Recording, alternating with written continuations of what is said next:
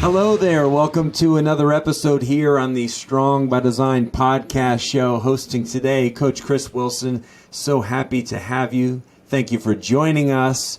Another really interesting conversation that is, I'm hopeful, and I know our guest is hopeful, will reach and really help people on the other end, which is, again, why we do the podcast. We do the podcast to help people in their life, whatever that looks like based on our conversation. That maybe they need to be more physically active in their life. Maybe they need to do more for their mind and to lead themselves a little bit better. Maybe they need to, do something in their spiritual health. There's pretty much nothing that we're not willing to tackle in terms of subjects on the podcast. Strong by Design, you are created strong by design to be strong in body, in mind, and in spirit. And this conversation obviously really kind of tackles all three of those very well.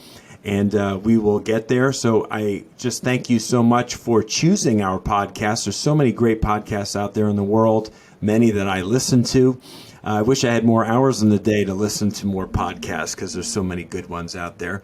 But this podcast is a ministry really for us here at Critical Bench. We are a health and fitness publishing company, and we have been making products and programs for over 2 decades to help people live stronger, fuller, healthier, longer lives.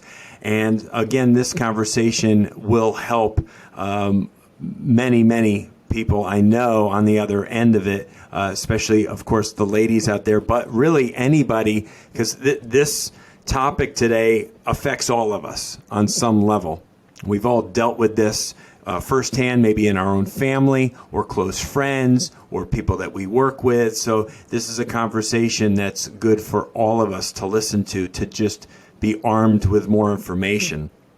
And so if you're a past listener, thank you for coming back. If you're a new listener, you're in for a real treat. And go back and listen. We have over several hundred episodes here on the podcast, and so many terrific guests and topics for you to listen to.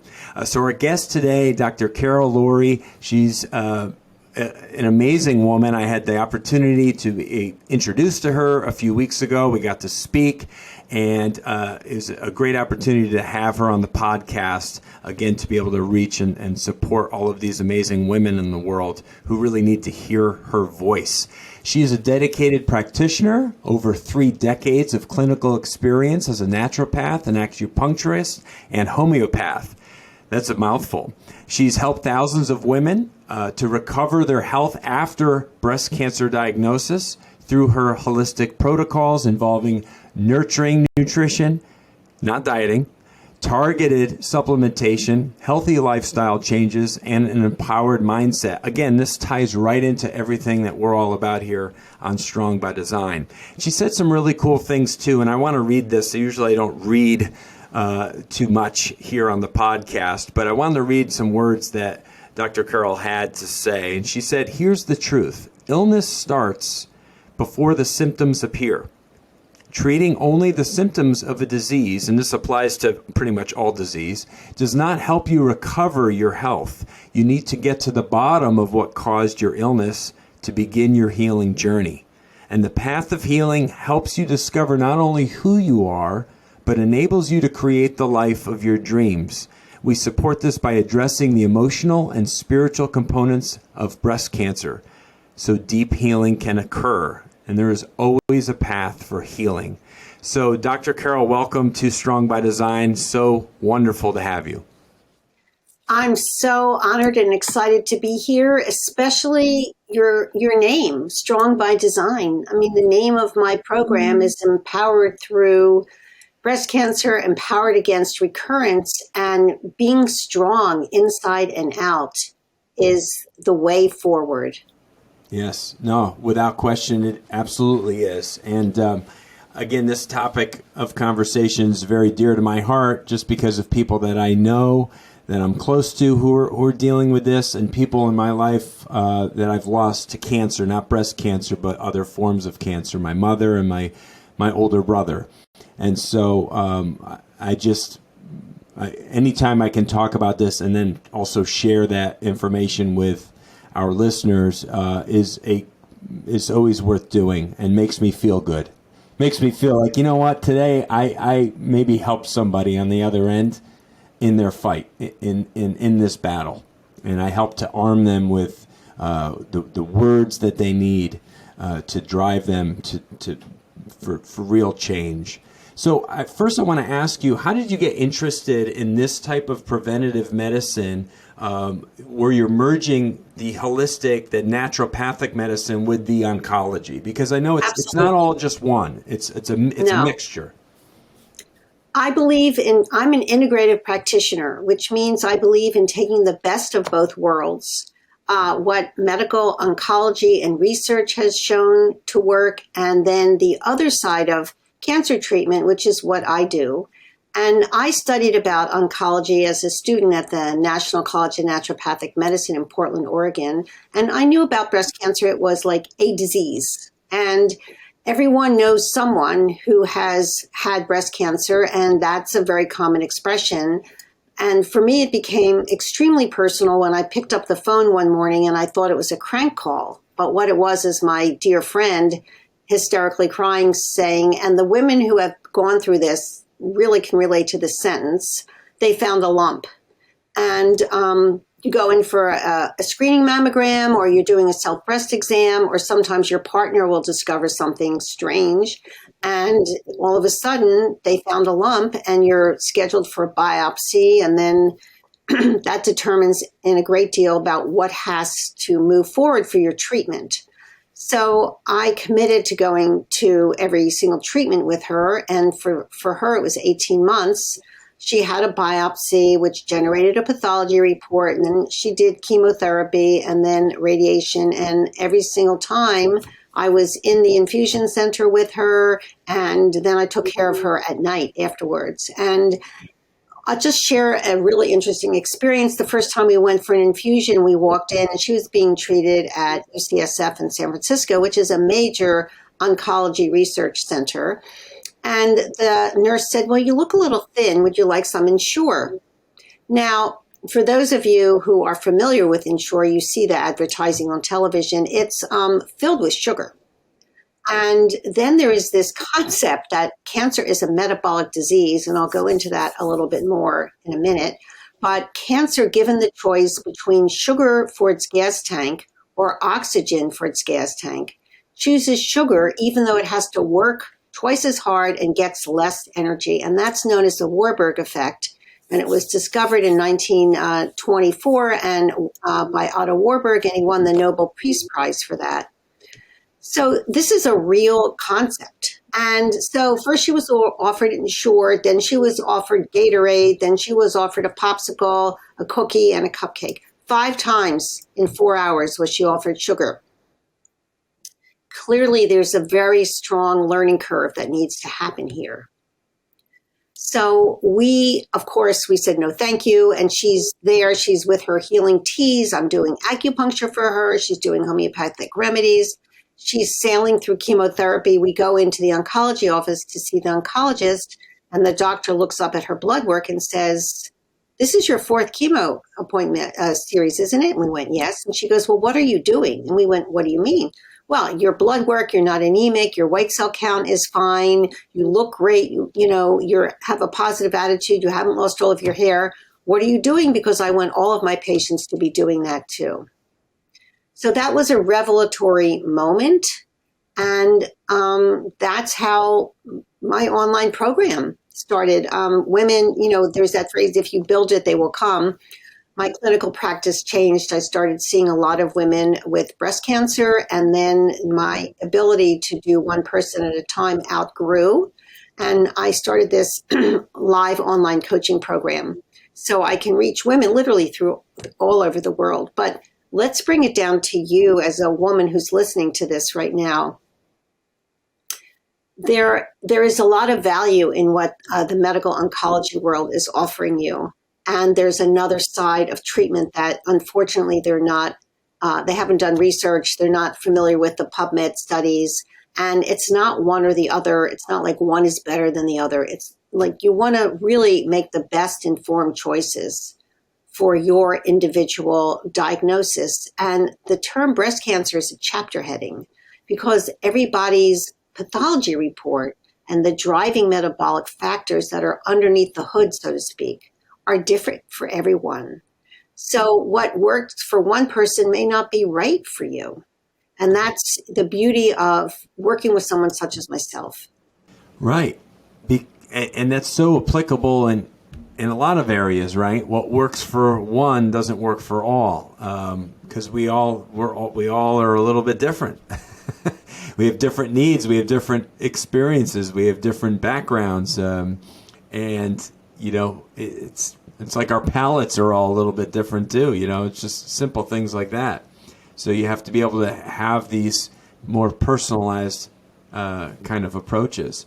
Why is empowerment kind of your word at the center of your mission? Why have you kind of geared everything towards that one particular word? I love that question. Thank you. It's sort of like, why is strong your word? I mean, empowerment for me means that we can't always choose what life plops down in our path. And of course, nobody would volunteer or choose any form of cancer or any serious diagnosis or chronic disease. But once it's there, it's like, okay, here we go. Life has given me this XYZ topic. How can I make the best out of this so I'm not a victim? Now, as children, there are definitely times in life when we are victims, and there are times as adults when we're victims, but I'm not into victimhood as an adult in most circumstances. I mean, I don't want to go into this, but there are times in life when we are victims as adults, especially with gun violence these days. That's very unfortunate. But how can I make the most of a situation? You've been diagnosed with breast cancer. There's a lot of feelings that women have. And one of the experiences they go through is, well, I'm just going to get through it, and I'm going to put all my feelings and thoughts and emotions on the back burner. And you go through the chemotherapy, the surgery, the radiation, some version of that. And at the end of that, you ring a bell, and the doctor says, okay, you're done. Here's your tamoxifen, your aromatase inhibitor. We'll see you in a few months. Well, I see this all the time. That's when all those emotions that have been put on the back burner come flooding forward. And the woman can feel depressed, anxious, overwhelmed. And one woman said to me, I know this sounds strange, but I actually liked going to radiation every day because I felt like I was doing something. And you're given a pill, and those pills have a lot of side effects and make you feel really bad. And you haven't really recovered physically or emotionally from treatment yet. So you're left in this desert, so to speak, and the side effects are really intense, and you just really don't feel well. So then the process becomes, how do I get my life back? And you're a changed person. You haven't just lost your hair, but you've changed in your perspective of what is my life about? What is mortality? How long do I have left? Is it going to come back? Did the treatment get it all? I mean, these are really important questions that you can talk to your friends about it, and they may say, oh, you're fine, don't worry. But you need more than you're fine, don't worry. You need to know that you have a system which is really addressing all the aspect of the phrase, cancer is a metabolic disease. Yes, and obviously, in reviewing your video on your page, that's actually an area I kind of zeroed in on, because you say breast cancer is a metabolic disease. That means it's not just one thing that causes the breast cancer. It takes many abnormal chemical reactions that come together inside the body to then create the cancer. Indicative of all cancers, all right? Cancers, all illnesses, correct, yes. Obviously, we're zeroing in on breast cancer in today's conversation, but can you go a little bit deeper on that? Sure, I would love to. Only 15% of cancer is genetic. That means that 85% is not. So we have lifestyle difficulties. Let's talk about how a lot of women treat themselves. Everybody gets taken care of before you do. You'll feed the kids, you'll feed your spouse. And then I've had women actually, I've said to them, how do you eat breakfast? And they go, oh, well, I eat the leftovers. Now, I had one woman who had serious weight problems, and she said that to me. And I said to her, so are you the garbage can? And it was like, oh my God, that was a wake-up call for her. She went, no. And I said, so why are you treating yourself like that? And I said, you need to sit down and you need to take a few minutes and nourish your body and respect that. And it was very easy for her to lose 40 pounds as soon as she started doing that. But how we take care of everyone else goes beyond just eating. It goes, part of the energy of breast cancer is that cells have stopped paying attention to the rules of stop and go. So they're over there doing whatever they want, and they call over to the neighbors and say, come join me. They call over to the next town and say, come join me. And that happens. How we feel inside is reflected outside. So you have this rushed feeling. You always feel like you have to do, yes, yes, yes to everything. And really, you're exhausted and you just want to stay home and rest. So the phrase cancer is a metabolic disease is connected to your lifestyle and the choices you make about self-care. It's also connected to how you eat and how you nourish your body. The standard American diet, which is how a lot of people eat, coffee and a donut or a frappy sugary thing in the morning with a pastry, and then some processed fast food for lunch and maybe pizza for dinner. That kind of standard American diet with the processed food literally quadruples the cancer rate. That's a scientific fact. I'm not making that up. That's not just for breast cancer. That's cancer across the board. And here's a really good example of that. The Japanese culture, before it became westernized or Americanized, and they just were eating their pure Japanese culture, they had almost no breast cancer. As that culture became more Europeanized and Americanized, westernized, their breast cancer rates and their colon cancer rates went up, increased dramatically. So we need to go back to, farm to table. We need to look at what's in our pantry. And if you open it up and there's just boxed food, then there's a problem. You need to think about how far have you strayed from sitting down as a family, turning off your cell phone, not watching television, and having fresh food on your plate. So how we nourish ourselves really is part of how cancer is a metabolic disease. If you're eating inflammatory foods, lots of sugar, lots of white flour, lots of things in a box, those are increasing the pathways. They're gas for the pathways that create inflammation, and inflammation is the foundation of any type of cancer and any type of disease. And then let's talk about stress. Stress is part of cancer is a metabolic disease. People have an enormous amount of stress in their lives. Abusive work situations, underpayment, not enough money, especially with inflation that we're having. Your children are suffering in school. There's violence in our community. There's violence on television. It's difficult to stay connected to yourself and your center with all this stress. And there tends to be this attitude for women, you just keep piling it on. And we don't ask for help. So when you look at your stress quotient, and one of my concepts is I have women, do a little stress questionnaire, and you'd be surprised what women come back with. It's like, oh my goodness, this is a lot. And so then you get stressed out, and that increases the inflammation, the metabolic pathways of inflammatory process. Your cortisol is elevated all the time. that means there's more gluconeogenesis in your body, which is more sugar getting into your bloodstream, which is more gas for the cancer gas tank.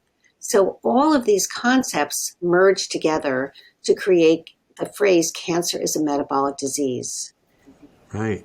And let me just pause you right there, because we've talked about this in past episodes when we're just talking purely kind of about overall health or nutrition or gut health, is when we're in this fight or flight stressed type of environment on a regular, where we're dripping cortisol all day long. And then we're also undercutting how much sleep we get when we're anabolic and recovering and repairing. So now we're living in a stress state for longer periods of time than we typically should.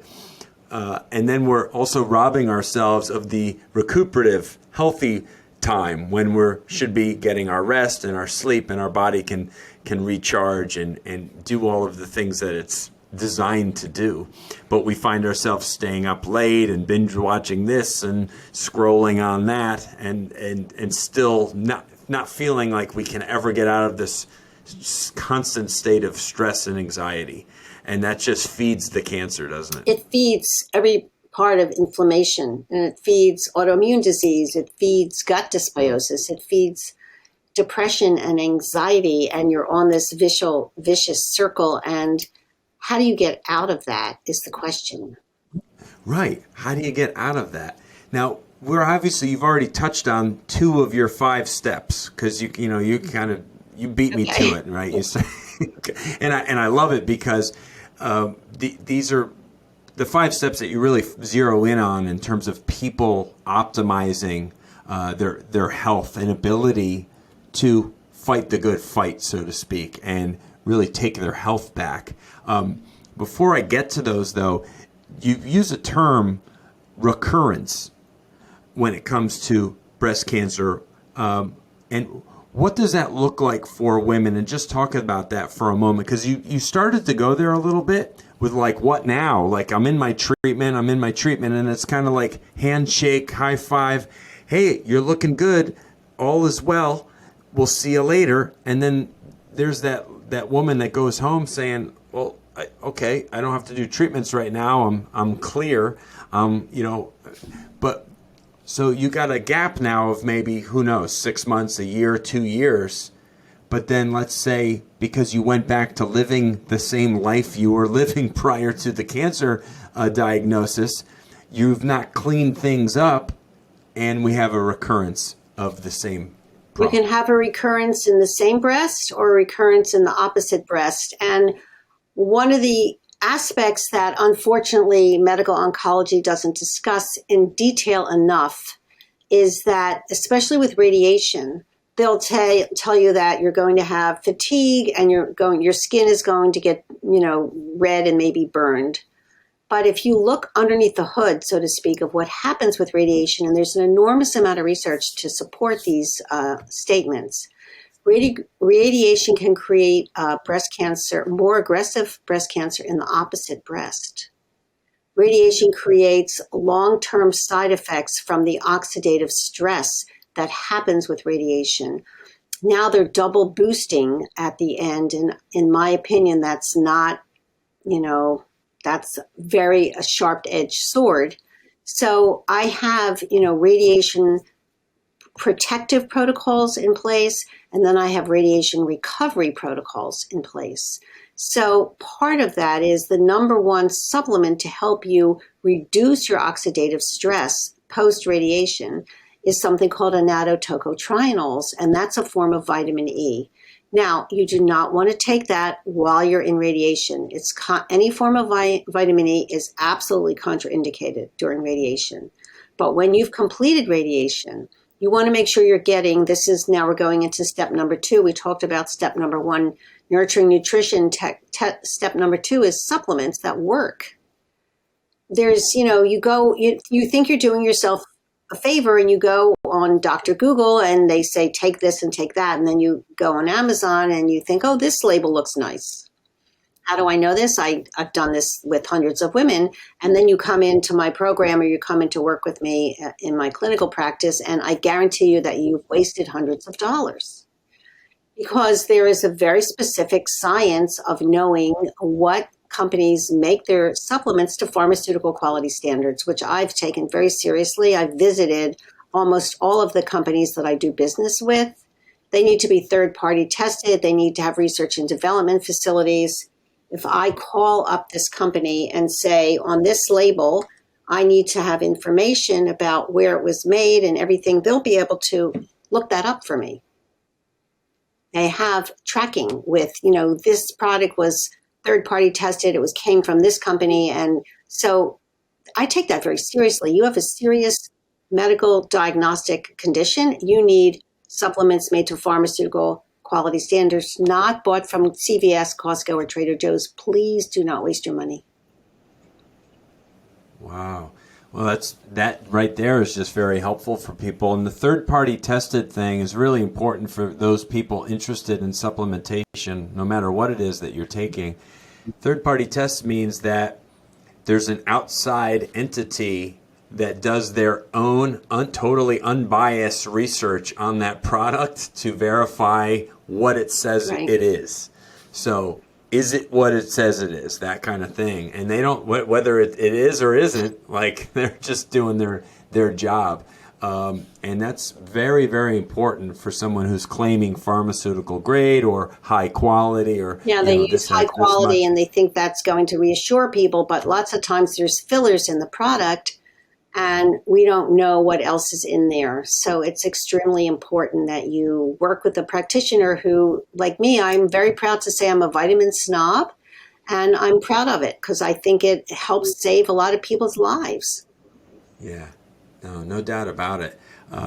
It's great advice. Maybe at the end you could share your top, just for healthy living in general for men and women, some of your favorite or potential good quality supplementations or brand would be beneficial. So we've obviously talked about some of the 5 steps, because these are really important, and these are applicable, again, like I said, to anybody pretty much that's trying to navigate their way through disease or just live a healthier life. But it's obviously that much more important for the person in the breast cancer fight or journey. We've talked about the healthy, delicious food that reduces risk. It's kind of the foundation where it starts. What goes in, is kind of, you are what you eat, right? Second being the supplements that we touched on, and using trustworthy products and skipping and avoiding the questionable ones. Third, the stress that we talked about, like being able to handle the trauma associated with cancer, like not being stressed while you want to try and provide your body with all the right things when you're going through a very difficult time. So ways to de-stress, optimize your sleep, and still be able to enjoy your life. Could you go a little bit further in that particular one? Because I think this is just such an important element of true health, is how we handle our stress, how well we're sleeping, and how we're still finding joy in our life, even during moments like this that are very challenging and stressful. Sure. I think that cancer creates chaos.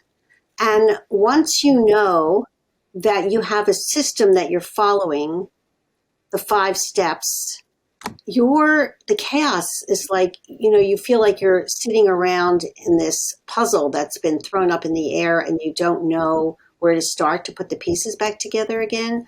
When you're doing the 5 steps, you go, oh yeah, I have a path, I have a plan. I'm going to take my anxiety about where do I start? How do I manage this? And I'm just going to start with the 5 steps. And really, we're going to start with step number 1, and you're going to get that down. And then you'll go to step number 2, and then you'll go to step number 3. So as soon as women know that they have a system that's been used on hundreds of women before you, that really helps calm your anxiety.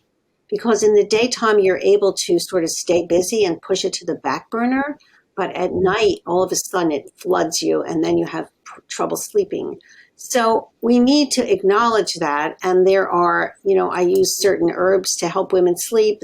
An example of how herbal medicine is really well researched is kava, Kava, has been really researched. And actually, not only does it calm your nervous system, but it has anti-cancer effects.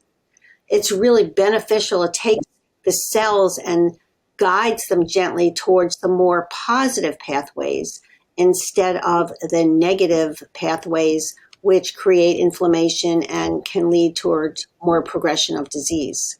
So it's beauty. It's beautiful. Botanical medicine, plant medicine, how it's been researched and it's been proven. So I feel very confident when I use that. When I use plant medicine in my steps, that, oh yes, women are going to be getting the nourishment from the earth. And stress and trauma is an ongoing situation. One of the ways that I differ in my approach towards breast cancer is we're not out to conquer, or we're not at war, we're not fighting, because those words have aggression in them, and aggression means inflammation. We need to begin to have a conversation with, as women, what happened that our body and our mind developed XYZ disease. And for me, the topic is breast cancer.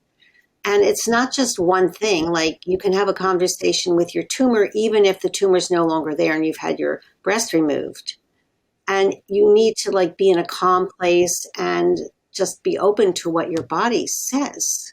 I've had women say to me, well, I had this trauma that happened 25 years ago, but it can't be that.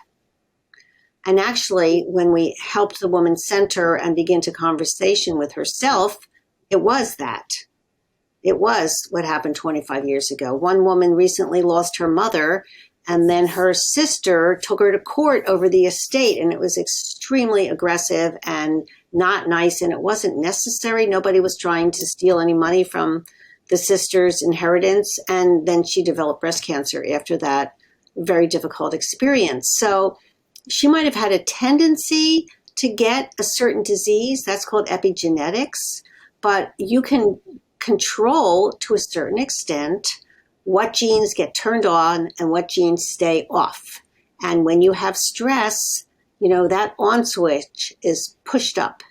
And I think part of recovering from any serious illness is beginning to have a conversation about okay, body, okay, mind, I got autoimmune thyroiditis, I have colitis, I can't get pregnant, I have breast cancer, ovarian, gynecological cancer, colon cancer, what is going on? So it's from that perspective. In the 60s, Gerald Ford's wife came out that she had breast cancer.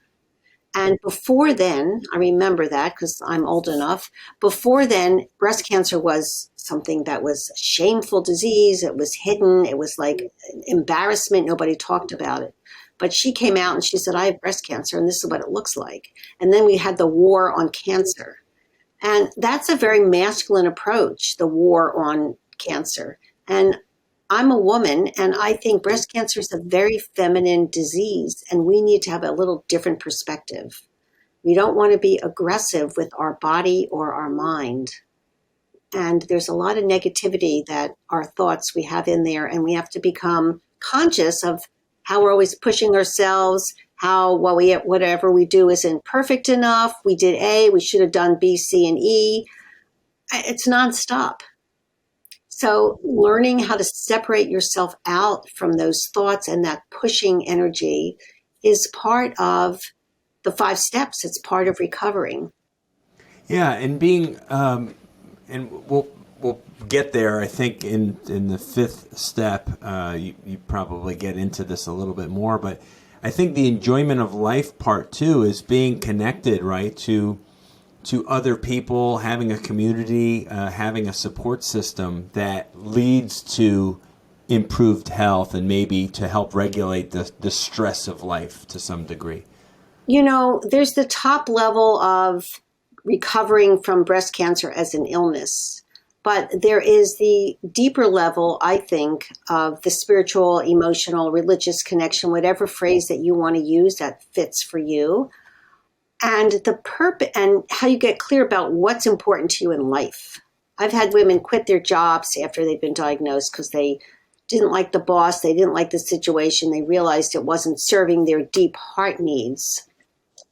And part of what I talk about in that fifth week, which I just finished teaching, is we all need to have something that has to do with self-nourishment and joy and doesn't have anything to do with, going food shopping, doing the laundry, putting gas in the car, cleaning the house.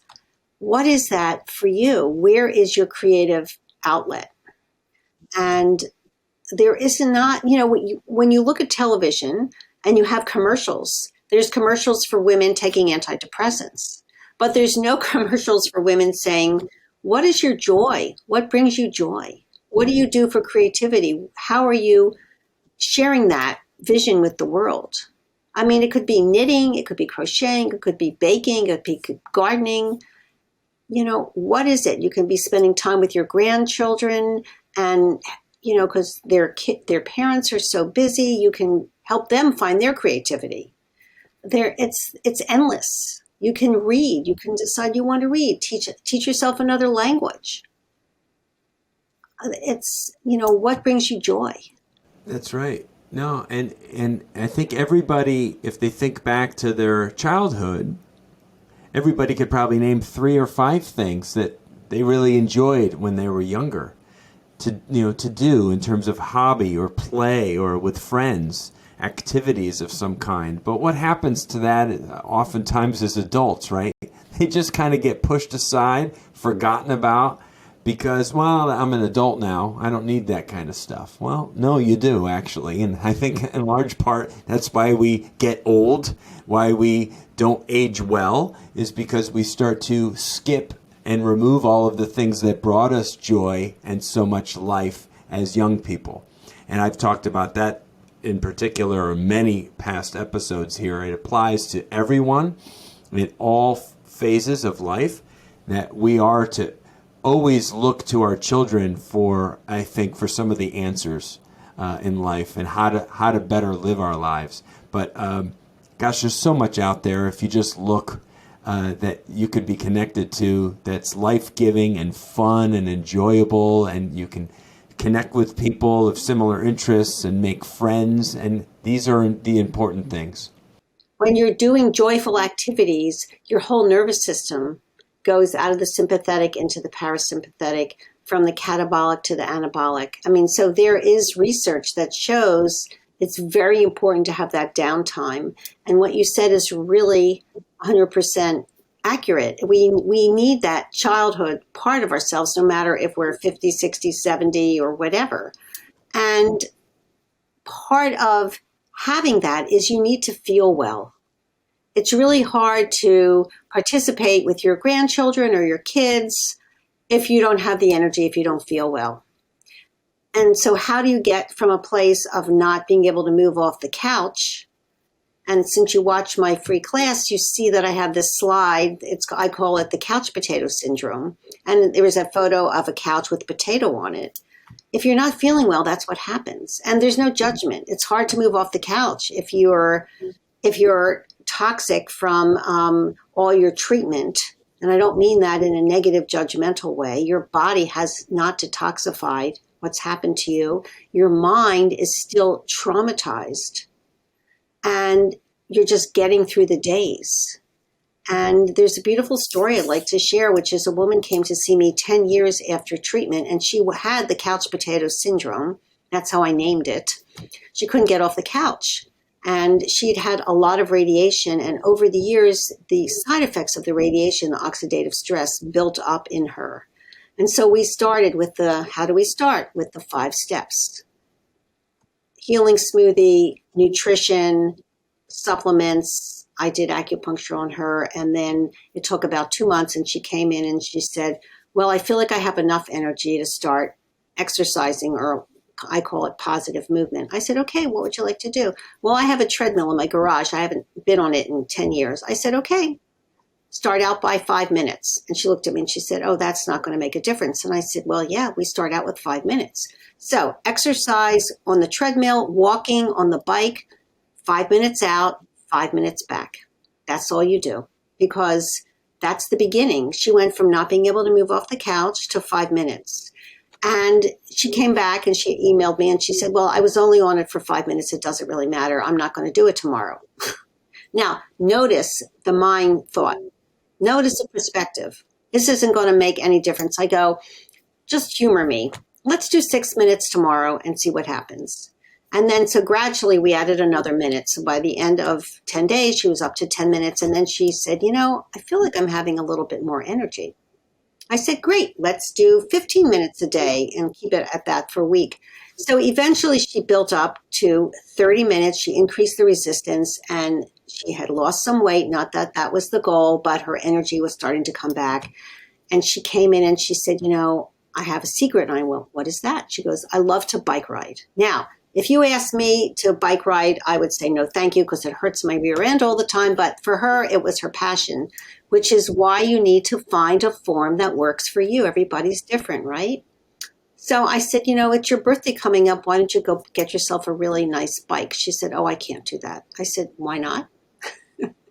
She went out to this local bike store. She got herself a high-level bike because she was determined she was going to go biking, and she got all the accoutrements, and then she and her husband and her teenage boy, which is a major accomplishment, started biking on the weekends, and they started out by 5 miles a day, and after a month it was up to 40 miles a day.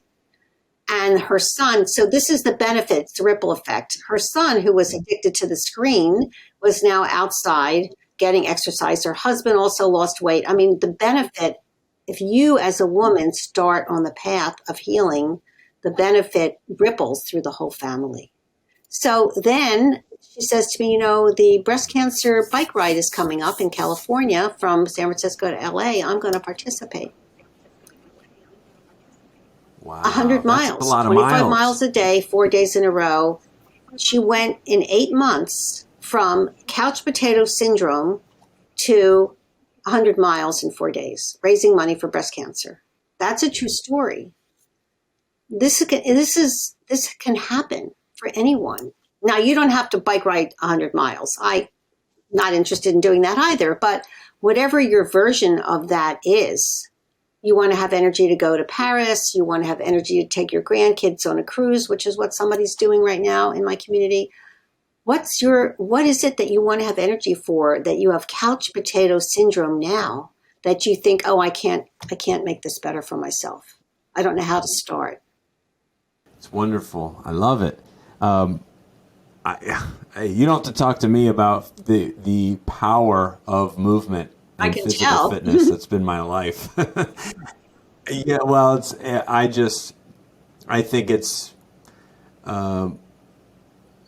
there's a couple of things high on my list of importance, but I think just how we move our body, how we move in our day from wake to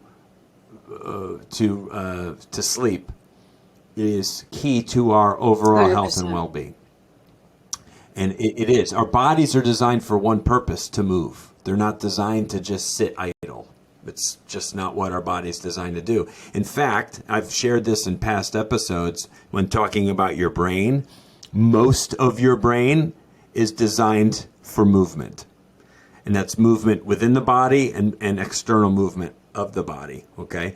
Yes, it's designed to think and do all those things as well, but most of our brain is designed to propel our body, to move our body vertically forward and everything else. And so when we stop doing that, it shuts down our systems, it doesn't engage things, it doesn't stimulate things, and we start to think very different, don't we? As your example, she, at the start, oh, it's not even worth doing. What's 5 minutes? I'm not going to get anything from it. She had already lost Right. before she started. She already sold herself mentally on the fact that it wasn't worth it. But then you told her, hey, just bear with me here. Just give it a go. Go to 6 minutes. And then what happens is this mental shift happens. And it happens to everybody. Not at all the same time, but it will happen to everyone when they make movement, intentional movement, part of their everyday life. whatever it is they want to do, whether it's walking or biking or swimming or whatever, stretching, their body wants more of it. And it's like one of those healthy, almost addictions. It's a feeling that it's energizing, that you want more of, and the only thing that satisfies it is to do more of that thing or of something similar. And it's a domino effect of health, I think, in all aspects of our life, because it moves us in other areas of our life. It's not just a physical thing. But before we talk a little bit more about that, your fourth step is keeping track of what's happening in your body. Could you talk a little bit more about the monitoring of your health and the protocol that you're following? Is it working? Well, that's the question. Is the protocol working? And is what you did with your medical oncologist keeping the disease at bay? Because most women, when they finish treatment, not everyone. I had a woman who went through chemotherapy and she was worse off with stage 3 than she was when she started.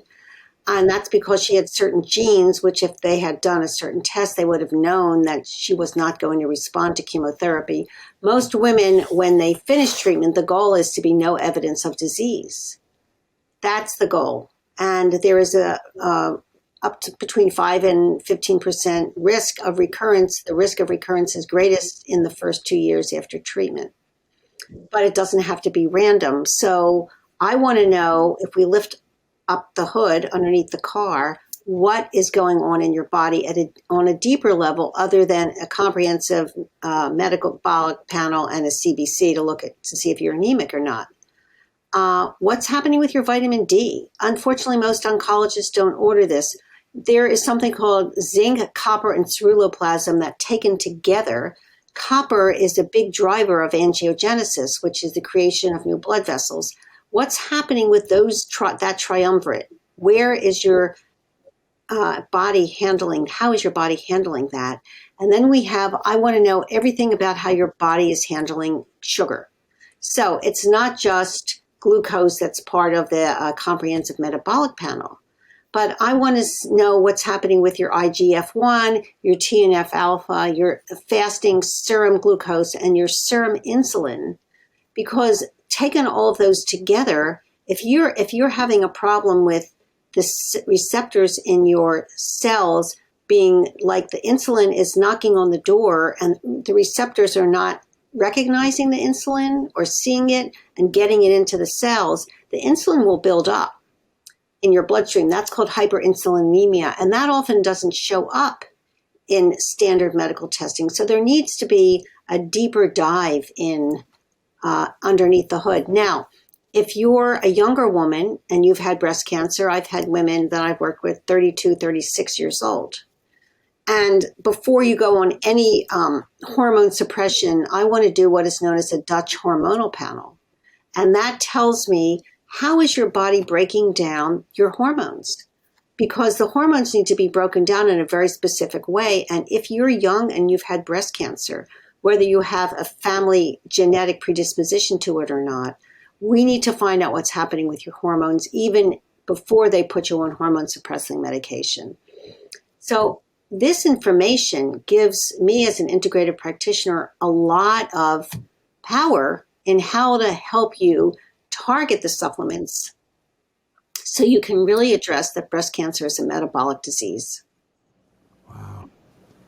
It's so great. Obviously, your understanding of the needs of the individual far exceed our listenership, and certainly even me, just because of your decades of work in this arena. But it really is as simple as tracking and logging.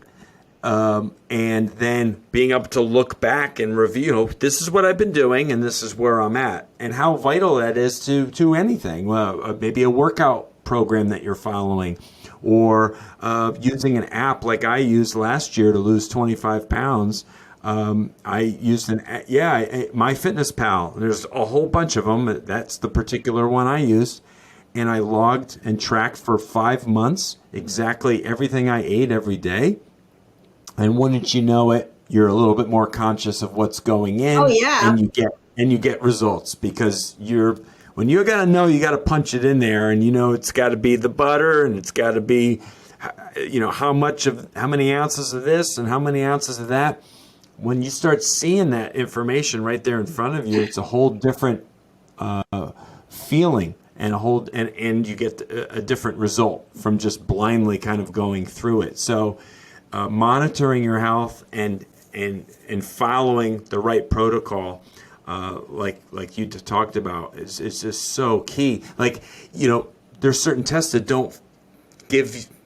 don't find certain things, right? If you don't run the right test, you don't get maybe the right results or know enough information. And so it's knowing what tests you need to be taking. I'm feeling for the listener right now that maybe is dealing with their own health or the health of a loved one or someone that they know. Where can we start to steer them in terms of finding more information from you, maybe getting in touch with you if they're looking and seeking to be able to learn, to be able to have more of a one-on-one relationship with you, or what you're offering to be able to move their health into a different, maybe a different path. Maybe they're just frustrated and they've hit some dead ends with what they've been doing. So what can someone today do, or what can they share with someone that they love and care about who's maybe dealing with breast cancer? Well, the easiest way to reach me is through my website, and it's my name, Carol, Carol, and my last name is Lourie.com. And at the top on the right-hand side, I have a Contact Me page. And that takes you, and you'll get to email me, and I will get it. And I answer every email that I receive personally. And then we'll set up a getting to the roots call or something to see, we'll have a discovery conversation about where you are and how can I help you. And if I can't help you, I will refer you to a trusted colleague who I know will be able to help you recover your health. And it's about restoring your life. The goal is, when you get through breast cancer, you want to feel like, okay, I was through this arduous journey, but this next phase of my life is going to be better than what I've had in the past. Because I think healing is always possible. And it's never too late to heal old traumas. And it's never too late to heal from the trauma of breast cancer. And when I teach that week, women are crying and they say, why isn't everybody talking about this? How come you're the only person? I go, I don't know about other people. I can just do what I do. But I think there is an enormous amount of trauma connected to breast cancer and all cancers. And talking about it in a place that's non-judgmental and having acknowledgement of, yes, that was really hard and you did great. Now let's help you get even better. That's a very healing moment. Yeah, without question. And we've all been impacted, as you alluded to earlier, and what I started to say at the beginning of the interview about, cancer is part of our lives. Somebody that we intimately know, or it might just be a coworker. If you live long enough, you're going to lose friends, family, coworkers to cancer, different forms of cancer. And certainly for the women listening, breast cancer is it statistically, is it the cancer that is the scariest for women? It's the number one cancer after colon and lung cancer for women. Okay. And it's knowing what steps to take, as with most things in life. What now? What can I do for myself today? And inaction isn't the answer for sure. We want to be able to provide you with an opportunity to improve your health. And connecting with the right people is really where it's at. So I urge our listeners, go on to Dr. Carol's website, carollourie.com, CAROLLOURIE.com, or you can even look at Empowered Against Recurrence, right? Your other, which they would get to that site through that. Well, they would through your contact name me, as well. and then I would send them to that other site. So, and you'll be posting a link for the Empowered Against Recurrence site on your site. So that's going to happen also, because when this is happening, I'll be doing some free classes that women are invited to attend, and you'll be posting that on your site. Yes, that'll be in our show notes. Our description area will be links, of course, to be able to connect. And I urge anyone to do that or to share it, certainly with someone, as we do with all of our podcasts. Sharing these conversations with friends and family members is really what helps this show grow. And I know when I listen to a really good podcast or hear something that's super informative or enlightening, when I get done, it's like when you finish a good book, I want to tell people about it. So please do that. We would really love that and appreciate that. Hit 5 stars. Leave us a rating or a review based on this episode or past episodes here on Strong by Design.